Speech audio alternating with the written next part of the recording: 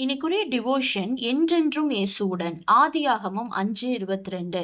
அண்ட சராசங்களையும் படைத்த அனாதி தேவன் அற்பரும் நீசருமா இருக்கிற நம்மள பார்த்து என்ன கேட்கிறார்னா, நீ எப்போதும் என்னோட கூடவே இருக்கணும் அப்படின்னு விரும்புறேன்னு சொல்றாரு.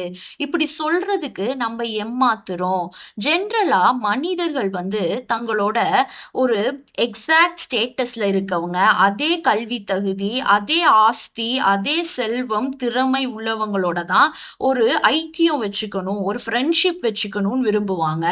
ஆனா மகா பரிசுத்தரும் மகா நீதிபரரும் மகா வல்லவருமாகிய நம்மளுடைய தேவன் அவருக்கு அருகில் கூட செல்வதற்கு தகுதியற்றவர்களா இருக்கிற நம்மள தம்மோடு நெருங்கிய ஐக்கியம் கொள்ளும்படி ஃப்ரெண்ட்ஷிப்க்கு அழைக்கிறாரு. அனாதை சிறுவன் ஒருத்தவன் நியூயார்க்ல ஒரு மிகப்பெரிய ஒரு பேங்க்ல ஒரு ஓஏவா வேலை செஞ்சுட்டு இருக்கான்.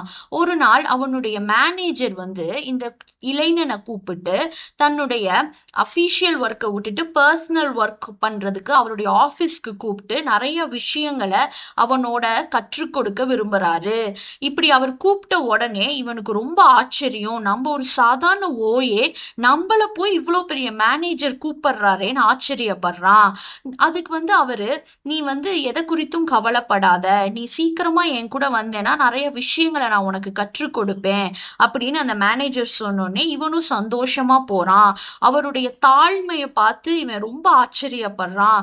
அந்த மேனேஜரோட வீட்டிலையும் ஆபீஸ்லயும் தங்கி இருந்து அவரோட சேர்ந்து பல பெரிய பெரிய காரியங்களை அவன் கற்றுக்கொள்றான்.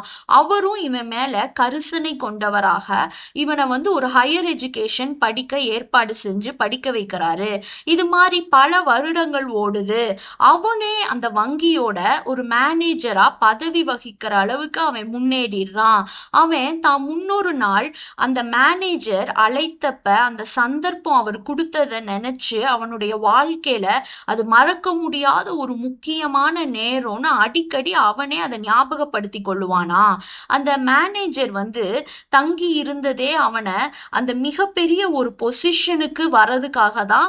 அவருக்கும் இவனுக்கும் ஒரு கனெக்ஷன் ஏற்பட்டதா இவன் அடிக்கடி நினைச்சு அதை ரொம்ப பெருமை கொள்வானாமா. ஒரு பேங்கோட மேனேஜரே அவர்கிட்ட வேலை பார்க்குற ஒரு ஓஏவை நீ எப்போதுமே என்னோட கூடவே இருக்கணும் அப்படின்னு சொன்னனால அவன் கற்றுக்கொள்றான்.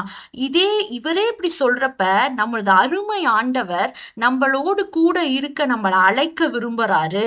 இந்த உலகுல மிக உயர்ந்த பதவி வகிக்கும் ஒரு பர்சன் தன்னோடு கூடவே இருக்கிறபடி ஐக்கியம் கொள்றபடி அழைப்பார்னா அந்த அழைப்பை நம்ம மறுப்போமா? எளியவங்களாகிய நம்மளை அழைத்து தேவாதி தேவனே அப்படின்னு நம்ம அவரை கூப்பிட்டு அவரோட நம்ம ஒரு அற்புதமான அந்த அழைப்பை ஏற்றுக்கொள்ளணும்.